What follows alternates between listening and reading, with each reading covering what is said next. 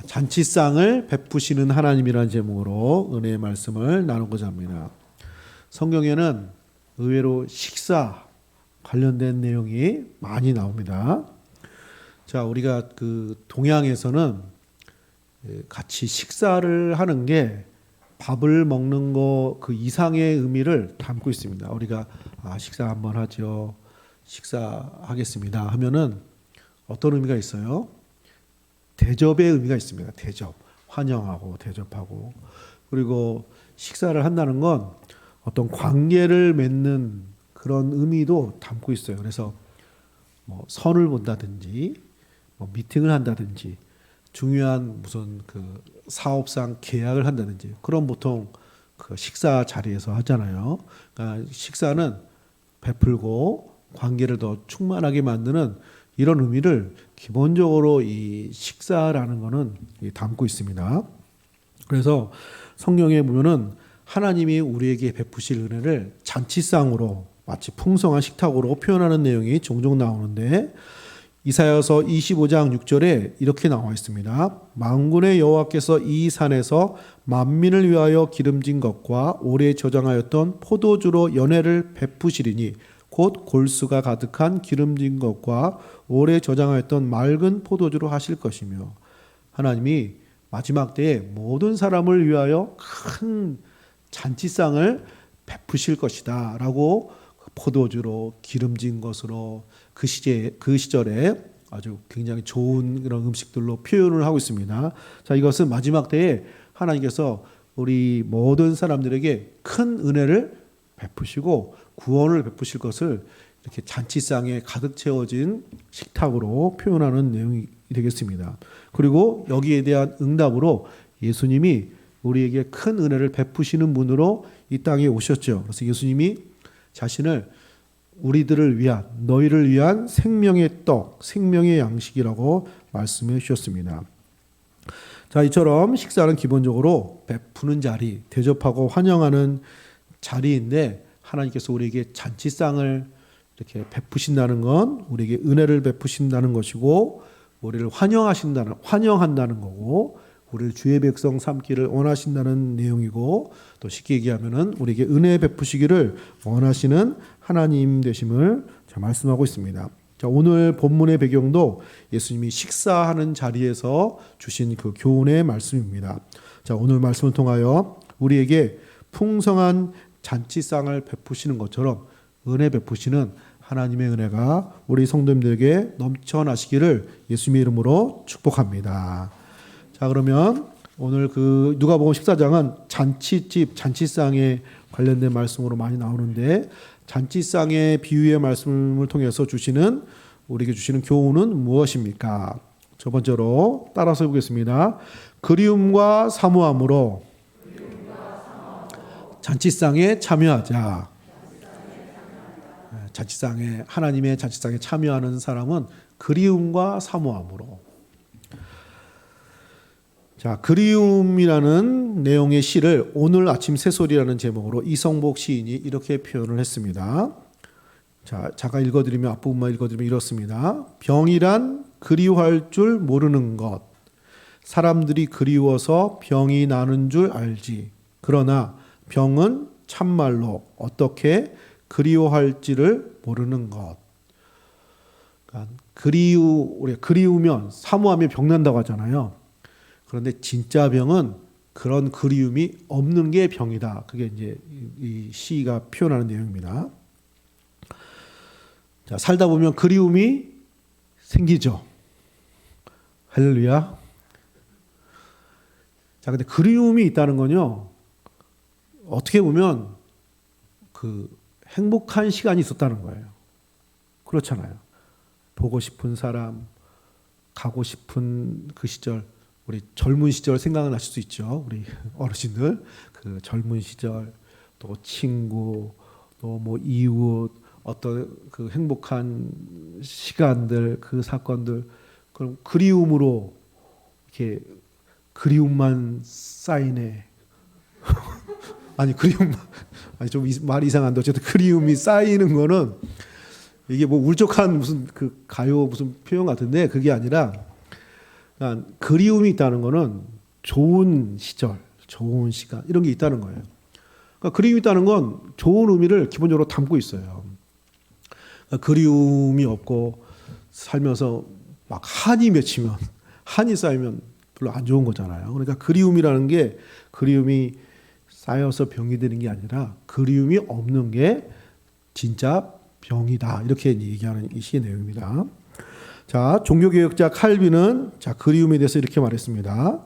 영혼을 향한 그리움이 신앙의식이다. 영혼을 향한 그리움이 믿음이다. 하나님을 향한 그리움이 신앙이다. 이런 내용입니다. 자, 구약 성경에 보면은 그 출애굽 있잖아요. 애굽에서 이스라엘 백성들이 나오면서 최강의 군대인 애굽을 무찔렀단 말이죠. 하나님이 건져 주셨어요. 자, 이 구원의 사건을 계속 나와요. 그러니까 구원의 사건은 그때 한 번뿐인데 이스라엘 백성들의 그 기억 속에 그 전통 속에 그때를 그리워하는 거예요. 강대국도 무찌르고 군대를 이기게 하시고 하나님의 강력한 능력으로 10가지 재앙으로 건져주시고 이 자기들이 실제로 경험한 것도 아님에도 불구하고 옛날에 있었던 그 사건을 그리워하는 거예요. 그만큼 그 감사하고 기억에 남는 구원의 사건. 그래서 다시 한번 그런 출애굽과 같은 큰 구원의 사건이 나타나기를 그리워하고 사모하는 거죠. 그리고 거기에 대한 응답으로 예수님이 오신 거예요. 마치 애굽에서 이스라엘 백성들을 건지신 것처럼 우리를 죄악의 세력에서 우리를 건져주시고 구원해 주신 줄로 믿습니다. 자, 이런 거 이처럼 우리가 믿음의 자세는 하나님 앞에 사모함이 있는 거, 그리움을 갖는 거, 이런 모습이라는 거죠. 자, 오늘 예수님과 함께 식사하는 사람들이 바리새인들이었는데 문제는 이 사람들이 이런 하나님 앞에서 또 하나님의 아들 되신 예수님 앞에서 전혀 그리움, 사모함 이런 것이 없는 사람이었습니다. 자, 1절에 보시면 1절에 안식일에 예수께서 한 바리새인 지도자의 집에 떡 잡수시러 들어가시니 그들이 엿보고 있더라. 예수님과 식사하는 자리 쉽지 않잖아요. 근데 함께하게 되었어요. 근데 이 바리새인들이 옆에서 엿보고 있는 거예요. 무슨 얘기를 하는지, 뭔가 잘못된 얘기를 하지 않는지, 뭔가 걸고 넘어갈 것이 없는지 이렇게 살피고 있는 거예요.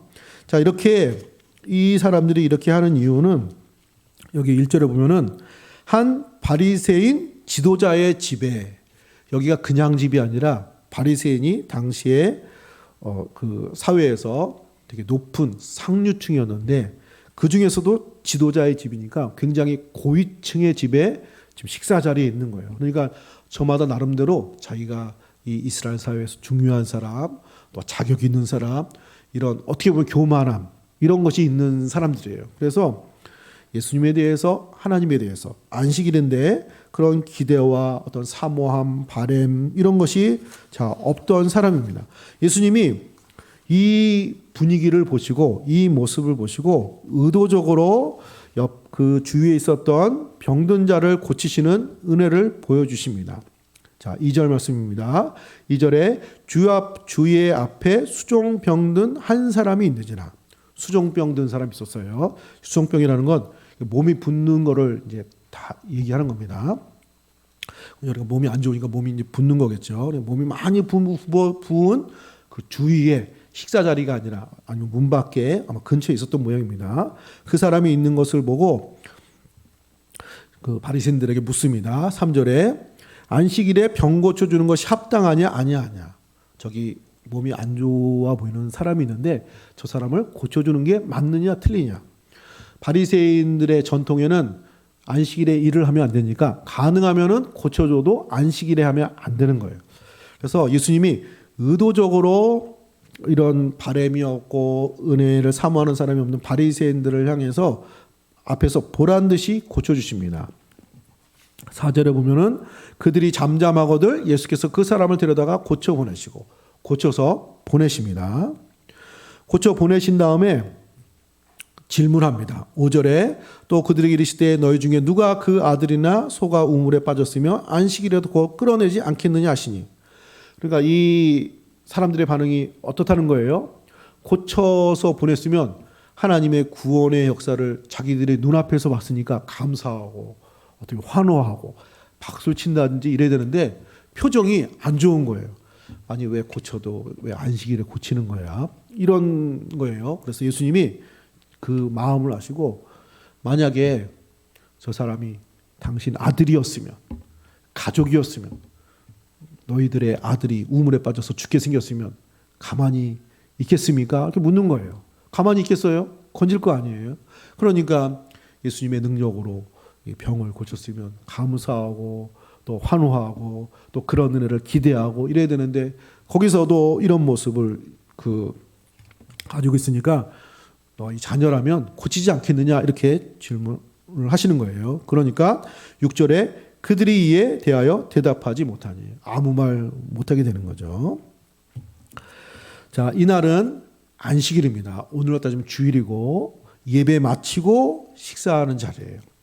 자, 예배도 하나님의 은혜를 베푸시는 자리, 안식일도 천지를 창조하신 이 창조의 역사에 구원의 역사에 감사하는 자리, 식사도 어쨌든 받는 거니까 그것도 기대하고 감사하는 자리임에도 불구하고 여기 앉은 대부분의 사람들은 그런 감사와 기대가 없는 거예요.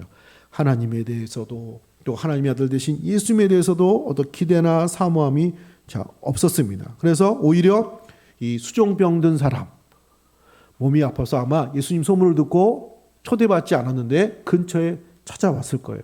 그래서 그의 사모함과 그의 기대하는 마음을 보시고 오히려 그 사람에게 은혜를 베풀어 주신 것입니다.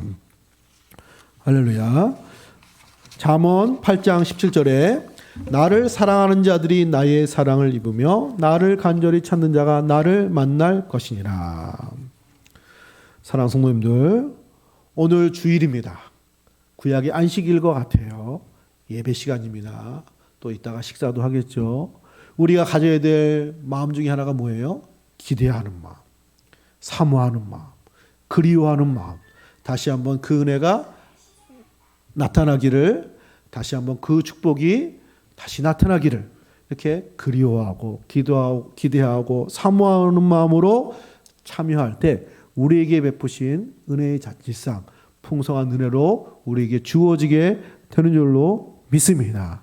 정작 예수님과 함께 식사하고 예수님의 은혜를 더 가까이 경험할 수 있는 자리에서 어떤 사모함과 기대가 없는 이 바리새인들은 경험하지 못하고 오히려 멀리서 초대받지 않았지만 찾아온 이 수종병든 자가 하나님의 은혜를 경험한 것처럼 간절함과 사모함으로, 그리움과 사모함으로 주 앞에 나갈 때 우리 앞에 놓여진 하나님의 풍성한 식탁, 은혜의 역사, 오늘 우리에게 베풀어주는 은혜의 시간들이 될 줄로 믿습니다. 늘 하나님 앞에 이런 풍성한 이런 은혜에 대해서 그리움과 감사와 사모함으로 은혜의 잔치상을 경험하시는 우리 성도님들 되시기를 축복합니다.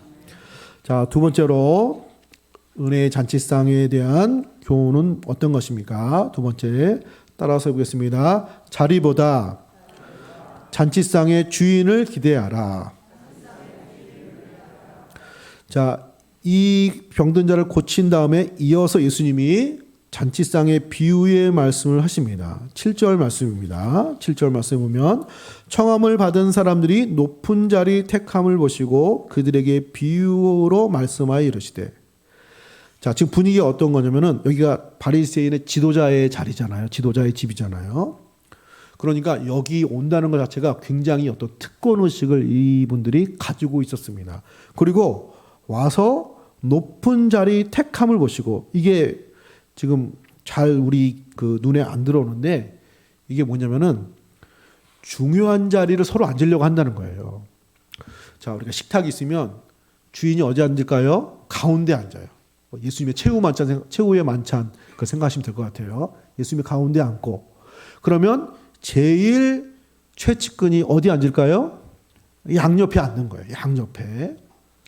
그 뉴스에서 북한의 어떤 무슨 기념일 행사 보면 사진들을 보면서 여러 사람이 나오는데 그 김정은 위원장 그 옆에 누가 서 있느냐 그거 다 이렇게 그 뉴스에서 나오잖아요. 그래서 그게 괜히 거기 서 있는 게 아니에요. 그게 무슨 순서죠? 서열 순서라는 거예요. 서열 순서, 그 자리 순서. 그래서 전에는 이 사람이 옆에 있었는데 저 멀리 가면 이게 그 밀려난 거고, 저 옆에 있던 사람이 이번 사진에서 여기 그 옆에 앉으면 이 사람이 서열이 올라갔다, 이렇게 이제 파악을 한다는 거 아니에요. 또 실제로 그렇게 사진을 찍습니다. 마치 그와 같은 거예요. 여기 바리새인의 지도자 집이니까 주인이 앉을 자리는 정해져 있고, 그럼 그 가까이 서로 앉으려고 눈치를 보면서 자리 다툼하는 이런 모습을 보신 거예요. 보시면서 이 높은 자리에 앉지 말고 차라리 낮은 자리에 앉으라는 이 비유의 말씀을 이제 시작을 하십니다. 8절에 보시면 8절에 내가 누구에게나 혼인잔치에 청함을 받을 때에 높은 자리에 앉지 말라. 그렇지 않으면 너희보다 높은 사람이 청함을 받은 경우에, 주인 그 청함을 받았을 때 높은 자리에 먼저 앉지 말라. 왜냐하면은 그 초대한 주인이 진짜 자기가 앉히고 싶은 높은 사람이 오게 되면은 9절에 너와 그를 청한 자가 와서 너더러 이 사람에게 자리를 내주라 하느니 그때에 내가 부끄러워 끝자리를 가게 되라. 그러면 그 사람이 와서 아유 우리 손님 죄송합니다. 여기 중요한 사람이 귀한 손님이 와서 꼭 이 자리에 앉아야 될 것 같습니다. 좀 저쪽으로 앉아주세요. 이러면은 얼마나 망신스럽겠느냐, 얼마나 체면이 깎이겠느냐. 그러니까 차라리 마음 편하게 끝자리에 앉으라는 거죠. 그래서 10절에 우리 10절 한번 같이 읽어볼까요? 시작. 청함을 받았을 때 차라리 가서 끝자리에 앉으라. 그러면 너를 청한 자가 와서 너더러 버시어 올라 앉으라 하리니 그때야 함께 앉은 모든 사람 앞에서 영광이 있으리라. 아멘.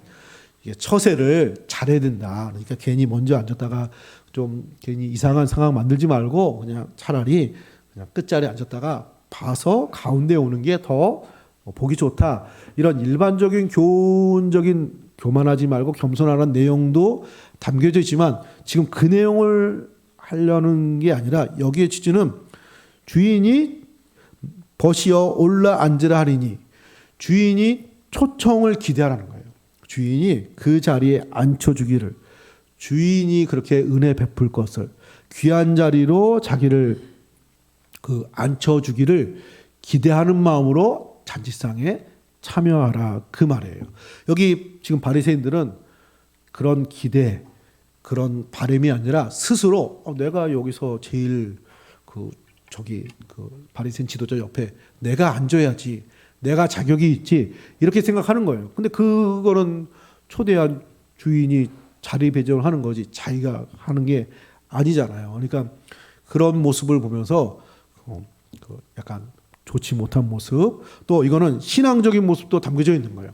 하나님 앞에 하나님께서 중요한 자리, 하나님이 높이시면 높아지고 하나님 축복하시면 축복을 받고 쓰시면 쓰임을 받는 거지, 내가 바리새인이야, 신앙적인 지도자야, 내가 자격 있는 사람이야, 이렇게 한다고 해서 하나님 앞에 중요한 사람이 되는 것이 아니라는 거죠.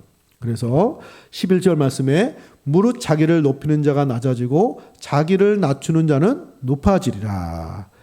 할렐루야. 자기를 낮추는 자. 왜 낮춰요? 주인이 높여주기를, 하나님이 우리를 높여주시기를 기대하는 거죠.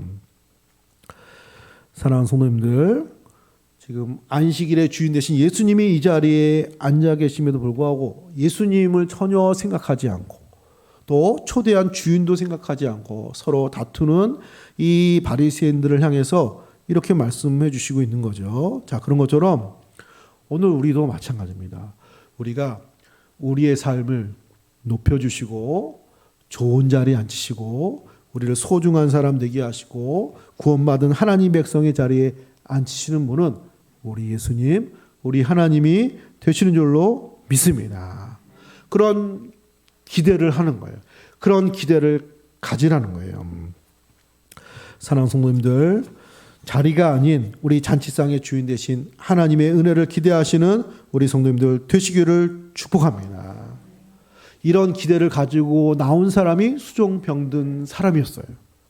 예수님이 자기를 불러줬으면, 그래서 하나님의 역사를 베풀어 주셨으면 세상에서는 고칠 수 없는데 예수님이 고쳐주시는 은혜의 자리에 자기를 불러주셨으면 잔치상, 사람들, 자기가 그런 자격이 있다 이런 생각하지 않고 오직 예수님만 바라보는 그 사람을 예수님 부르셔서 은혜의 자리, 치유의 자리, 하나님 백성의 자리, 구원의 자리로 축복해 주신 것처럼 우리 선한 목자 되신 예수님은 예수님을 향한 기대를 가지고 나온 우리들을 축복해 주시고 풍성한 은혜의 자리로 축복해 주시는 주님이 되실 줄로 믿습니다. 예수님에 대한 기대, 주인 되신 하나님에 대한 기대를 가지시는 우리 성도님들 되시기를 축복합니다. 자, 오늘 예배 시간 하나님의 은혜에 대한 기대를 가지시기를 축복합니다. 또 예배 시간뿐만 아니라 우리들의 삶이 마찬가지예요. 우리가 뭔가 기대를 한다는 것을 조금 뭐라고 해야 될까요? 좀 이렇게 폄하하는 경향이 있는 것 같아요. 물론 세상에서는 우리가 사람이 성장했으면 자기가 해결하고 자기 능력으로 감당하고 이래야 되지, 누구에게 손 벌리고 도와달라고 하고 늘 기대를 하고 그러면 사실 그 좋은 모습은 아니에요. 그러니까 어린 아이 때 그거 성장하면 자기가 스스로 내가 이거 할 수 있지, 이거 뭐 이래야지, 혼자 스스로 해결하고 이러려고 하는 게 맞아요. 그렇지만은 신앙의 세계는 다른 것입니다. 하나님은 늘 우리에게 베푸시는 분이에요. 우리는 받는 사람이에요. 은혜를 기대하시고 소망하시는 우리 성도님들 되시기를 축복합니다. 어떤 자리이든지 어떤 환경이든지 우리가 하나님 백성이고 하나님이 세상의 주인 되시고 우리의 삶의 주인 되시는 하나님이시기 때문에 하나님께서 우리에게 은혜 베푸시기를 원하시는 거예요. 그래서 늘 어떤 순간이든지 어떤 환경이든지 우리가 주님에 대한 기대, 주인 되신 하나님에 대한 기대를 가질 때 하나님께서는 풍성한 잔치상과 같은 은혜를 베푸신다고 성경은 말하고 있습니다. 자, 다윗은 시편 23편 5절에 이렇게 고백을 했습니다. 주께서 내 원수의 목전에서 내게 상을 차려주시고 기름을 내 머리에 부으셨으니 내 잔이 넘치나이다. 원수의 목전에서, 그러니까 전쟁터에서도 마치 하나님이 풍성한 잔치상을 베푸시는 것처럼 자기에게 은혜를 주셨다는 거예요. 그래서 이길 수 없는 싸움도 이기고 승리하게 하고 힘 주시고 용기 주시고 이걸 경험한 거예요. 그러니까 원수들의 앞에 있든지 어떤 환경에 있든지 풍성한 잔치상과 같은 자리에 자기를 앉히시는 하나님 되심을 고백하고 있습니다. 자, 시편 23편 6절에는 내 평생의 선하심과 인자하심이 반드시 나를 따르리니 내가 여호와의 집에 영원히 살리로다. 그 선하심과 인자하심이 나를 따른다는 거예요. 기대하고 사모하는 자에게 하나님의 선하심과 인자하심이 마치 우리를 따라오는 것처럼 우리를 따르고 축복해 주시는 은혜를 경험하고 있는 것입니다. 사랑하는 성도님들, 우리가 주인 되신 예수님에 대한 기대, 하나님에 대한 기대, 그 기대를 가지고 살 때 우리의 삶의 자리에서 어떤 환경 속에서도 어떤 시간 속에서도 늘 우리 앞에 은혜 풍성한 잔치상같이 우리의 삶을 축복하시는 하나님으로 우리에게 은혜 베푸시는 하나님 되실 줄로 믿습니다. 잔치상의 주인 되신 하나님을 기대하시고 소망하시고 그 은혜를 경험하시는 우리 성도님들 되시기를 축복합니다. 마지막 세 번째로 잔치상이 주는 교훈, 비유가 주는 교훈 세 번째로 따라서 보겠습니다. 하나님 사랑하는 기술을 배우자. 자, 우리가 사랑을 받고 사모할 뿐만 아니라 우리가 사랑할 줄도 아는 사람이 되어야 됩니다. 자, 사랑의 기술이라는 에릭 프롬의 우리 유명한 책이 있습니다. 자, 책의 내용은 이렇습니다. 삶이 기술인 것과 마찬가지로 사랑도 기술이라는 것을 깨달아야 한다. 사랑을 배우고 싶다면 그림, 음악, 운동, 기술을 배우려고 거치는 동일한 과정을 거쳐야 한다. 자, 이런 얘기입니다. 사랑은 감정, 주고받는 것만이 아니라 마치 음악을 배우듯이 운동을 배우듯이 기술을 배우듯이 기술이 필요하고 훈련이 필요하고 의지가 필요하다는 겁니다. 자, 그래서 100m 달리기가 아니라 마라톤 경주와 같다. 그런 표현 들어보시잖아요. 100m 달리기야. 내가 한번 뛰어보자고 그냥 순간적인 감정으로 결단으로 그냥 한번 뛰면 되는 거예요. 웬만하면 뛸 수 있고. 자, 그런데 마라톤은 그런 게 아니잖아요. 내가 뛰어볼 거야 하고 뛴다고 해서 이게 완주하기가 어렵잖아요. 기술이 있어야 되죠. 훈련도 해야 되죠. 컨디션 조절을 해야 되죠. 만만치 않잖아요. 단지 내가 뛰어볼 거야 순간적인 감정으로만 뛸 수 있는 게 아니란 거죠. 그러니까 사랑하는 것이 자, 그런 모습이라는 것입니다. 그래서 우리가 사랑받고 어떤 감정 그런 것도 중요하지만은 거기에만 목숨 걸지 말고 사랑할 수 있는 능력을 키워야 된다. 기술을 만들어야 된다. 자, 그런 조언입니다. 자, 오늘 예수님은 잔치상을 베푸시는 하나님의 은혜를 사모하고 사랑하고 기대할 것을 자, 말씀하셨습니다. 그리고 거기에 대해서 응답하시는 은혜를 말씀하셨고 또 이어서 예수님은 그 받은 은혜에 대해서 받은 사랑에 대해서 또 은혜로 사랑으로 대할 것을 말씀하시는 내용이 또 12절 이하에 나옵니다. 자, 12절에 보면 또 자기를 청한 자에게 이르시되 내가 점심이나 저녁이나 베풀거든 벗이나 형제나 친척이나 부한 이웃을 청하지 말라. 두렵건대 그 사람들이 너를 도로 청하여 내게 가품이 될까 하노라. 잔치상을 받았으니까 그러면 우리가 식사 10번 대접을 받았으면 한 번은 할 수 있는 거잖아요. 자, 그런 것처럼 은혜 받아서 잔치상을 받아서 한번 나도 식탁을 마련해야 된다고 생각이 들거든.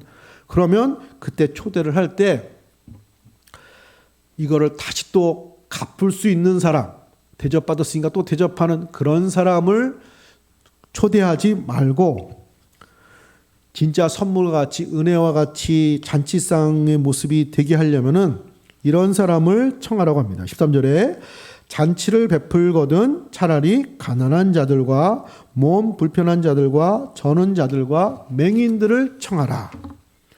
이 사람들의 특징은 뭐예요? 감사하죠. 아, 우리를 초대해 주셨습니까? 이렇게 또 우리 연약한 자들을 초대해 주셔서 귀한 음식 주시니 감사합니다. 감사하지만 감사의 응답으로 또 잔치를 베풀 수 없는 사람을 초대하라는 거예요. 자, 왜 그렇죠? 왜 이렇게 해야 돼요? 왜 이렇게 이런 선행을 베풀어야 돼요? 하나님이 이 일을 기뻐하시니까. 자, 14절 말씀입니다. 14절 우리 같이 한번 읽어보겠습니다. 시작. 그리하면 그들이 갚을 것이 없으므로 내게 복이 되리니 이는 의인들의 부활 시에 내가 갚음을 받겠음이라 하시더라. 아멘. 갚을 것이 없기 때문에 복이 된다는 거예요. 왜냐하면은 하나님이 베푸시는 은혜가 이런 모습이거든요. 갚을 수 없는 은혜를 주신 거예요. 우리가 예수님의 피로 구원받았어요. 우리가 이거 갚을 수 있어요? 우리가 피를 흘릴 수 있어요? 십자가 질 수 있어요? 설사 그렇게 한다고 한들 그게 뭐 이게 그 주고받는 게 되는 게 아니잖아요. 우리 그런 능력도 없고 그런 여력도 없고 할 수도 없고 그런데 우리에게 구원의 은혜를 베푸셨잖아요. 하나님은 자신의 닮은 모습이 드러나는 것을 기뻐하세요. 그래서 이 세상의 이 자연 환경은 사실 하나님을 닮은 거예요. 그래서 아름답고 영광스럽고 이런 거죠. 사람이 죄짓고 타락하고 망가뜨려서 그런 거지 세상 모든 만물은 하나님 보시기에 좋은 영광스러운 모습이에요. 하나님이 그런 모습을 보기를 기뻐하세요. 할렐루야. 그래서 우리는 우리 내 친구 초대하고 싶은데 우리 그런 사람 초대하고 싶은데 그런 마음이 있어도 하나님 생각해서 내가 갚을 수 없는 잔치상을 받은 것처럼 갚을 수 없는 잔치상을 베풀어라. 그런 이웃을 초대해라. 그러면 하나님이 기뻐하신다.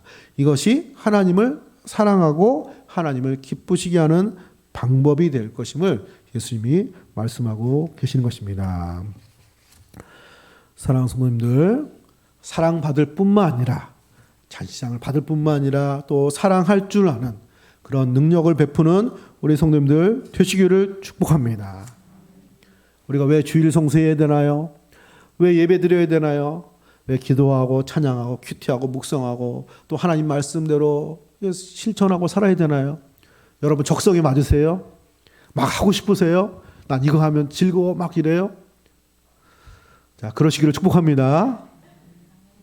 그렇지 않아도 하잖아요. 왜 그러죠? 이게 뭐예요? 사랑하는 방법이에요.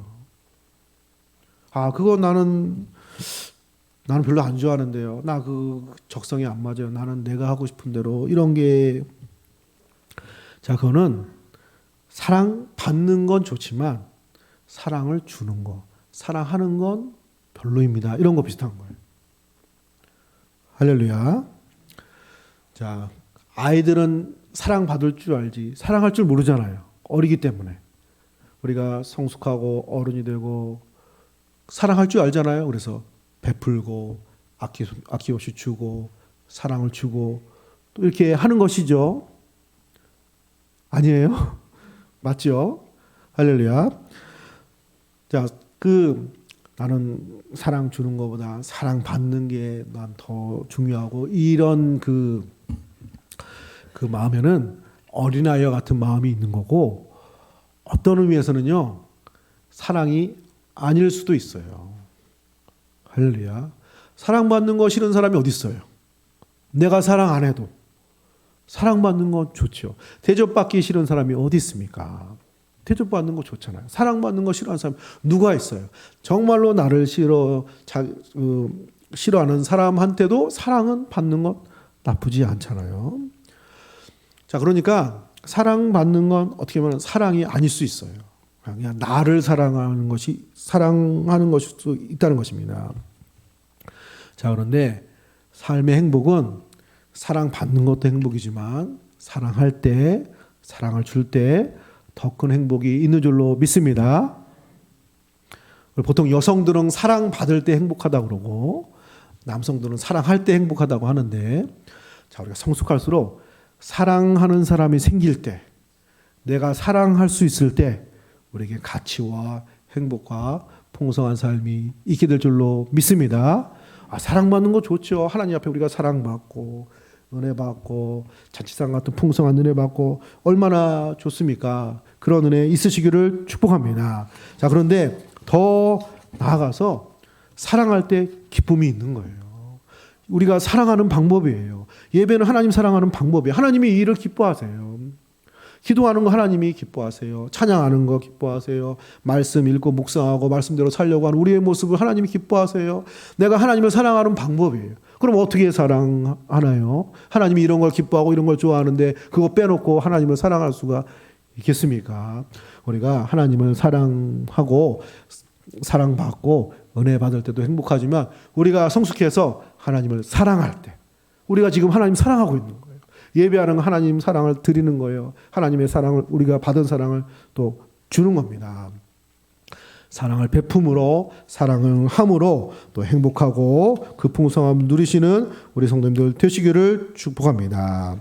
사랑 성도님들 이 세상에서 잔치상과 같은 풍성한 은혜의 자리 그런 풍성한 은혜 있으시기를 축복합니다. 그 은혜를 누리시고 이제는 더 성숙해서 이제는 베푸는 사람 사랑을 줄 줄 아는 사람 사랑할 줄 아는 사람 그래서 시간이 지날수록 사랑의 기술이 더 많아지고 더 풍성해지고 삶의 많은 부분이 이제는 사랑을 받는 것이 아니라 사랑을 하는 삶의 모습을 만들어 가시는 우리 성도님들 되시기를 축복합니다. 하나님께서는 이 모습을 축복하셨습니다. 그래서 14절에 부활 시에 내가 갚음을 받겠음이라 하시더라. 부활 시에 갚는 데잖아요. 하나님이 갚으신 데잖아요. 하나님이 축복하신다고 말하고 있습니다. 낡아지지 않은 하늘의 가방과 창고에 쌓이게 되심을 믿으시고 하늘의 상을 누리시고 충만한 이런 은혜를 경험하시는 우리 성도님들 되시기를 축복합니다. 자, 말씀을 정리하고 마치겠습니다. 오늘 잔치상을 베푸시는 하나님 은혜를 나눴습니다. 우리 잔치상을 베푸신 하나님에 대해서 우리는 어떤 자세를 가져야 됩니까? 첫 번째로 감사와 그리움과 사모함으로 잔치상에 참여하는 것입니다. 자리보다 잔치상의 주인을 기대하는 마음으로 하나님을 대하는 것입니다. 사랑받는 것도 중요하지만 이제는 하나님을 사랑하는 능력, 하나님의 기술을 배우시고 하나님의 사랑을 실천하는 우리 성도님들 되시기를 예수님의 이름으로 축복합니다. 기도하겠습니다. 하나님 감사드립니다. 하나님 돌이켜보면 우리들의 모든 삶을 우리들의 삶 속에서 늘 은혜의 잔치상과 같은 풍성한 은혜의 식탁을 베풀어 주신 그 은혜를 받아 누리고 산 감사의 시간들인 줄 믿습니다. 하나님께서 베푸셨던 많은 은혜들이 생각나고 그리워질 때가 있으며 사모하게 됩니다. 우리의 그리움과 감사와 기대와 사모함에 하나님 더 풍성하게 응답하셔서 풍성한 잔치상을 베푸시는 하나님처럼, 주인처럼 우리가 풍성한 식탁으로, 풍성한 은혜로 치유와 고침과 회복과 풍성한 충만함으로 베푸시는 하나님 은혜 공급하여 주실 줄로 믿습니다. 받은 은혜가 큽니다. 받은 사랑이 큽니다. 이제는 사랑받는 자리를 넘어서서 사랑할 줄 알고 사랑을 실천하고 하나님을 기뻐하시는 삶의 모습을 만들어가는 성숙한 신앙의 모습 되게 하여 주시옵소서. 그래야 사랑받을 때의 행복뿐만 아니라 사랑함으로 더 크게 행복하고 충만한 믿음 생활이 만들어지는 귀한 신앙생활 되게 하여 주옵소서. 감사드리며 거룩하신 예수님의 이름으로 감사 기도 드립니다. 아멘.